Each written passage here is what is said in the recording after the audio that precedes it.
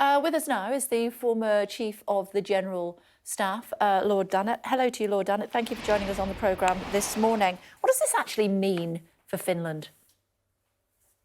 Well, for Finland, it means that they joined that really important club, the North Atlantic Treaty Organization, and are covered by Article 5 of the North Atlantic Treaty, which means that an attack on one country is an attack on all members, and now Finland is covered by that protection, which, as your correspondent has just said, given that Finland's got an 810-mile border with Russia, that's a pretty massive future investment in their own security. Was, of course, ruled by Russia until its independence just over a century ago. They are on the border still with Russia, though, aren't they? And I suppose my question is, could there be some tension between Finland and Russia as a result? Well, most definitely there can be tensions between, and you're right that Russia has previously ruled Finland, but if one thinks back to the winter of 1939-1940, the Finns and the Russians fought a very bloody war with each other, and to everyone's surprise, Finland held off the Russian might for quite some time. To Finland's disappointment, countries like Britain and France, which might have otherwise have come to their aid, didn't. And actually, that was one of the factors why Hitler thought, well, if they're not going to help the Finns, I don't think they'll bother me if I push in Europe. So there's quite a history between the Russian and the Finnish relationship. And yes, there will be tensions.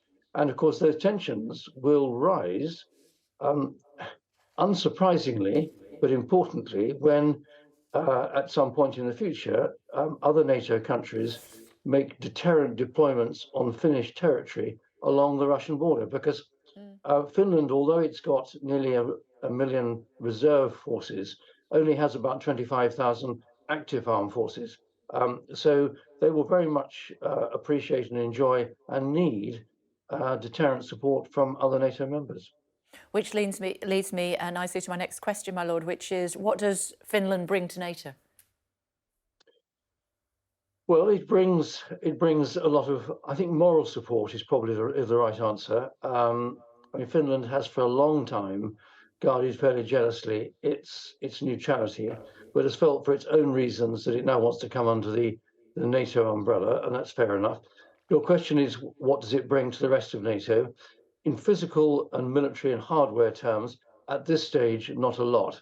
But I think Finland will need some encouraging to invest further in its own armed forces, and that will bolster the overall capability of NATO. But yes, the implication behind your question is fair. We have now taken on additional liability for an additional 810 miles of frontier with Russia. But I believe, and many people believe, it's the right thing to do. The Finns think it's the right thing to do. And personally, I'm pleased it has now happened. And hopefully Sweden will be able to join soon. Is it more power to the elbow of somebody like Putin, though, who has said, see, I told you that NATO were trying to encroach closer and closer to the territory that is Russia, and we need to defend ourselves from this NATO alliance? Yes, but it also encourages or it underlines the need for Western politicians to stress again and again, NATO is purely and only a defensive alliance. We have no offensive thoughts as far as Russia is concerned. That was the case throughout the Cold War with NATO against the Soviet Union and Warsaw Pact. We were purely defensive. We remain purely defensive. Yes, Putin may well try and play it to his people that this is NATO expanding, and technically that is correct. But why is it expanding? Because there is a growing concern amongst countries like Finland and Sweden that Russia represents a threat to them. And it's therefore not unreasonable that those two countries are seeking the overall protection of the NATO umbrella. So it's really important that Western leaders, NATO Secretary Generals, Western presidents, prime ministers, and so on, keep stressing this point that NATO is purely a defensive alliance. It would be remiss of me, my lord, to let you go without asking you about the east of Turkey, Bakhmut, suggestions that it's now under Russian control. We were told that it was very symbolic for Ukraine to keep it. Where are you on that? Well, Bakhmut, in many ways, has already served its purpose as far as Ukraine is concerned. The Wagner Group wanted back in September, October last year to claim a success that the Russian army was not able to claim by capturing Bakhmut. It's taken them 6 or 7 months of very bloody fighting to do it, fighting which has cost the Russians, on a ratio of about 1 to 6, 1 to 7, more Russian fatalities than it has Ukrainian fatalities. So Bakhmut has been a bit like Verdun in the First World War.